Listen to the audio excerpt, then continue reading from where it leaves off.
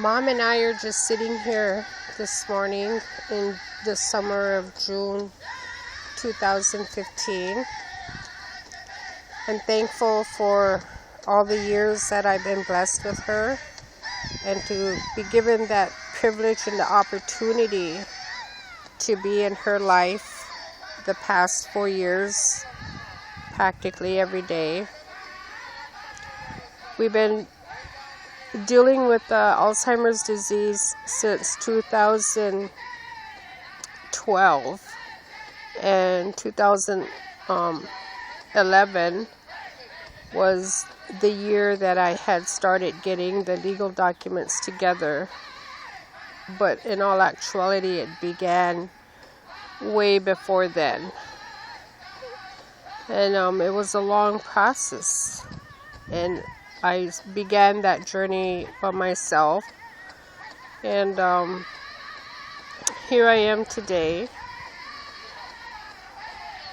and I'm carrying with me a lot of knowledge and wisdom and understanding, not only about the disease, the Alzheimer's disease, but as a Hunkpapa Lakota Wea, a daughter who had to one day care for her mother who had the disease.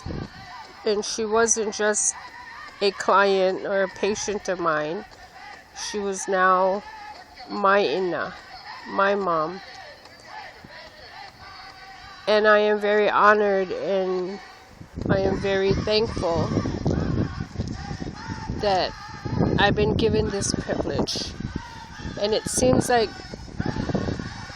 when I was in my early 20s, I graduated from Watertown, South Dakota, the Lake Area Votech, in human services.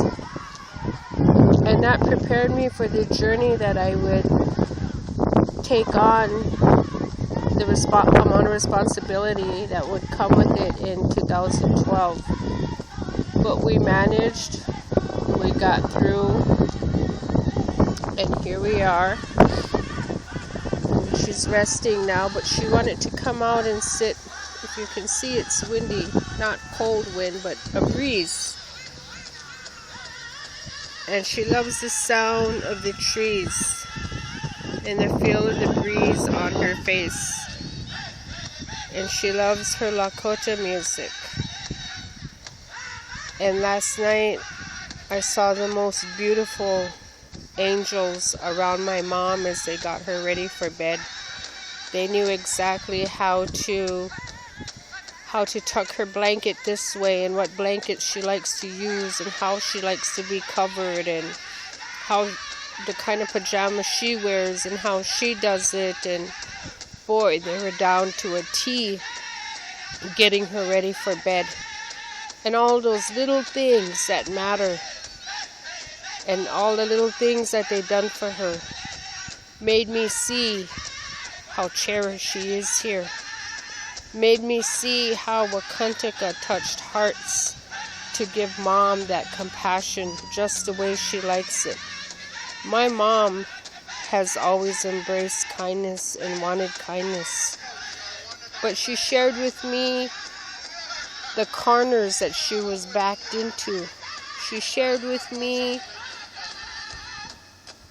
the people and the places and the things that provoked her anger.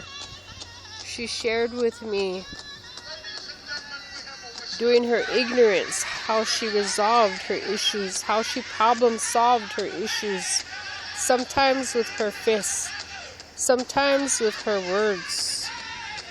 But in her mid-century of her life, she began to open her eyes and her ears and allow Wakantaka to speak through her and to minister through her to others, because she knew what it felt like to be rejected, to be isolated, to be standing alone, to be left out in the back, to be looked upon because of your lack of material goods or material wealth.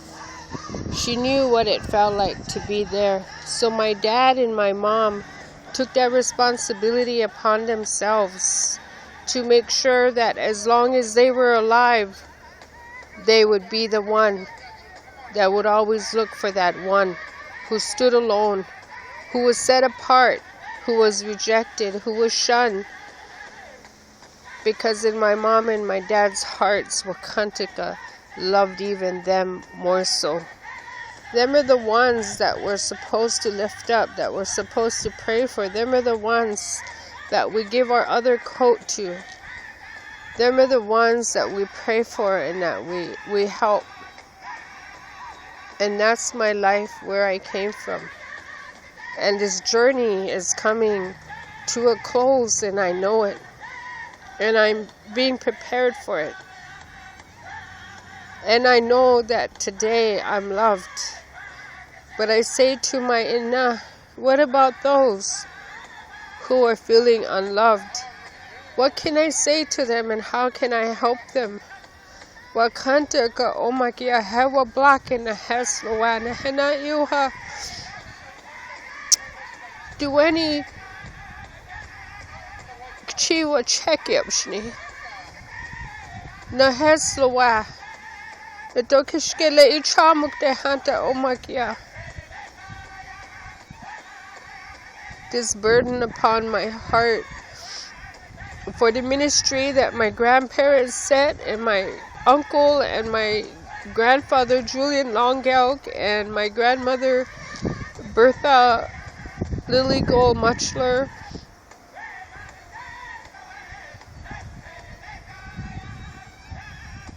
I am here today